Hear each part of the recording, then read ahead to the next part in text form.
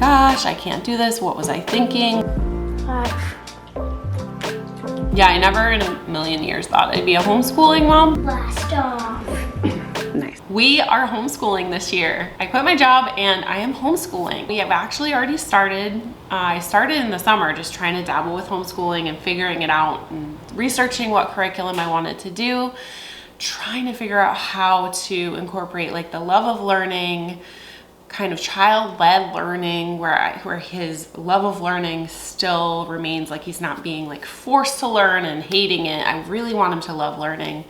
So giving him the freedom to choose what he learns about, but also getting the essentials done. Like we just have to do reading and math every day, and like the other stuff we can do kind of in more of a fun, nonchalant-y kind of like impromptu way, but the English and the math we are gonna do every day. So we kind of figured out our schedule. If you're new to my channel, I have an 8-year-old, a 5-year-old, and an 18-month-old. So homeschooling is very difficult with the 18-month-old because they are a danger to themselves at that age. Like you just kind of have to be watching them. They're all over the place. They're really difficult. So we are doing homeschooling during nap time. So we have like a 1 to 2 hour window every day to do our homeschooling. And what I do is I will give them lots of warnings.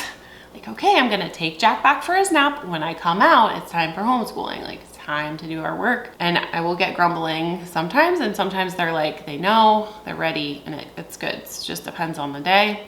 Warnings really help. About transitions. Transitions are just tough for kids, so lots of warnings about transitions. And then what I'll do, what I found works a lot better for our family, is that I will have one of the children on their iPad doing Khan Academy, Khan Academy. They'll be doing either reading or math on the iPad in like a different room with their headphones on over there away from us at the table. The other child will be with me here. I usually start with Charlie, my older one, to make sure we get that done because he's in 2nd grade. Sorry, I have a 2nd grader and an unofficial kindergartner. He's 5, Noah's 5, so I did not actually sign up to homeschool him like officially, but we are doing essentially what you would do for kindergarten this year. But it's like the pressure's not on me to do it because I don't officially have to yet. So we'll sign him up next year. So I just have the one official homeschooler, my 2nd grader, Charlie. So I'll start with him and I'll sit down with him and go through his math and his English together with him. We'll do some reading, and then I will put him on the iPad doing Khan Academy, and then we'll swap. So the curriculum I'm using is Miquon, which I'm not sure I'm saying that right, but it's Miquon, I think, math. That's what I'm doing for like the conceptual side of math, and then Abeka also math. So there's 2 math books, and the reason for that is because Abeka is more of like a computational repetitive math, like just kind of just to get it in your head, remembering, and kind of like that repetition of the computations, whereas Miquon is more of like a conceptual math. So it's like really understanding those concepts and delving deeper into understanding what you're doing when you're doing the repetitive math. So I love the combination of those 2 so far. Really easy to just read through like a little bit, like 10 minutes the night before, get it ready, figure out where I am, and then it's pretty much open and go for that. For English, we're doing The Good and the Beautiful. 2nd grade, I love it. During the summer, I was just doing random worksheets and I had no idea what I was doing, but we were trying to get into the habit of doing schoolwork. So I would just pull out these worksheets from this random book I had and kind of throw them at him, and he just really didn't like that at all. But The Good and the Beautiful has made such a difference because it's like curriculum. It is open to go, so it's very easy to just start and do it, and it's not stressful on the parent, which is nice. But it has like different elements that work together, and you build upon the knowledge, and you kind of, I don't know, it's just such a good flow. He's really responding well to it. I've had a lot less pushback once I've gotten the curriculum. Imagine that. And then I also really want to incorporate 5 in a row. It takes classical children's books and you kind of learn through the story. You read it for a week at a time, and then you kind of, it gives you different activities to do based on the story. I don't know, I like that a lot because like we're reading this story that they're really interested and really excited about, and it's placed on the Yangtze River or something in China. So then we learn about the Yangtze River and we kind of delve into China and we learn more about that. And I like how that works, learning through a story. I feel like they learn better when they're excited about the story and the characters in the story and where they are. So that's what we're doing for homeschool. I'm super excited. It's also just very overwhelming. Like I go through these roller coasters of like, oh my gosh, I can't do this. What was I thinking? Why did I quit my job? Like why would he think we should just send him back to school and I should go back to work and like one income? Oh my gosh. But I don't know. My heart was telling me to stay home with them and teach them and be a part of what they're learning as they grow up instead of just kind of shuffling it off to someone else. So it's harder financially. It's harder for me.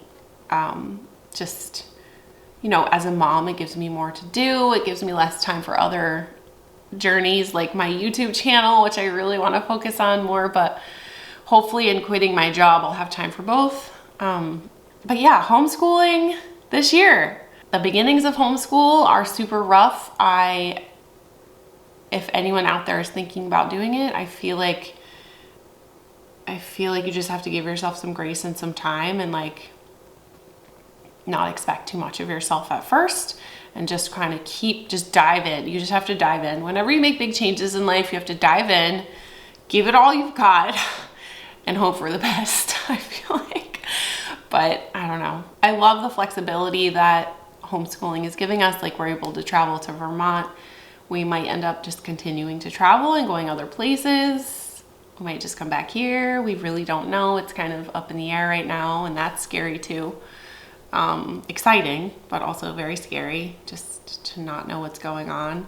I don't have a classroom. We do all of our work here at the table. I just keep my things in a cabinet, which I did actually buy this cabinet specifically to keep the homeschooling supplies in because I did feel unorganized when I didn't have a designated space to keep things. So it does feel a lot better now that I've got it all organized. So I would recommend like getting your space organized, even if it's just like you're doing everything at the table, but at least your materials are organized. That helps a lot. It helps my mental state, my mental well-being to just be a little bit more organized with it. I also feel like a child that's been in school needs some time to like decompress, and at first they're gonna be probably more difficult. I love the idea of unschooling. If you've heard of that, it's kind of just like it's kind of letting your child direct their own learning and kind of, if they show an interest in something, jumping in and like helping them to propel down that path. Some unschoolers take it to the nth degree and they like let their kids do whatever they want all day long. Like if they want to play video games all day long, that's what they do. I'm not taking it that far, but I do want to let them kind of learn what they want to learn about. And I feel like teaching how to learn is probably the best skill ever, and just to live a curious life.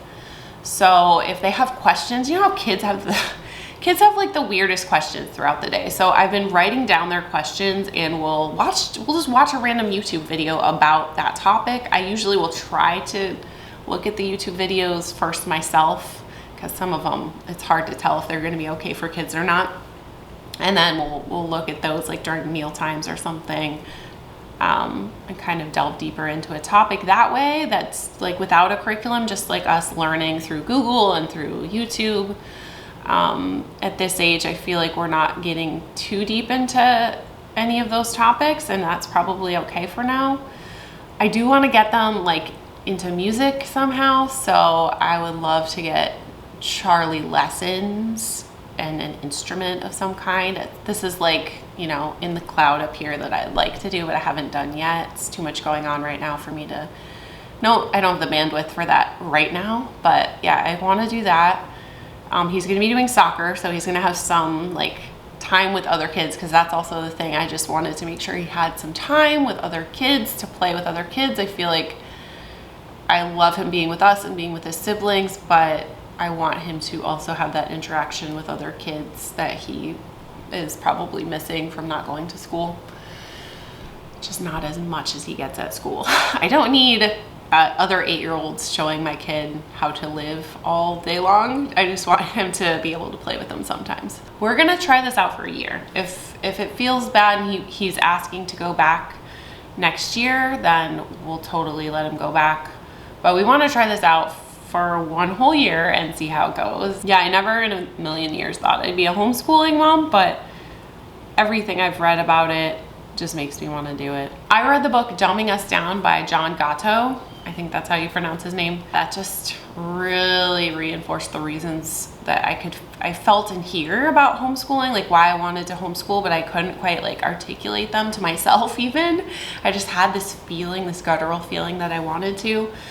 But that book was really enlightening, and if you wanted to read it, it's by Gatto and it's called Dumbing Us Down. I'll put it in the description box for you guys. It helped me to make my decision to homeschool. Anyway, you guys, I think that's it. That is the beginnings of our homeschooling. I will keep you posted on how it's going.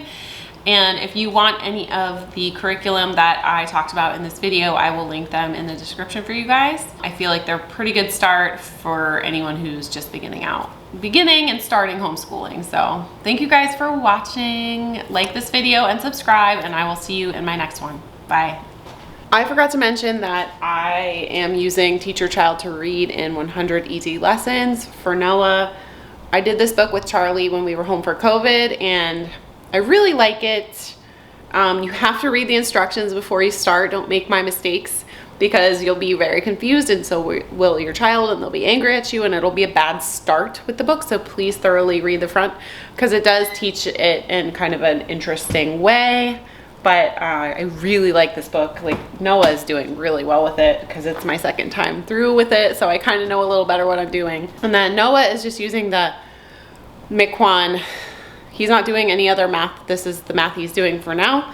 He's also doing the Khan Academy on the iPad, but Miquon, when you order, you get like kindergarten up through, so I figured we'd just start with this orange book. They're different colors for different levels. But yeah, he's really liking it so far, and he's doing really well with these two things, and I'm just trying to keep it super simple with just minimal amount of work for him.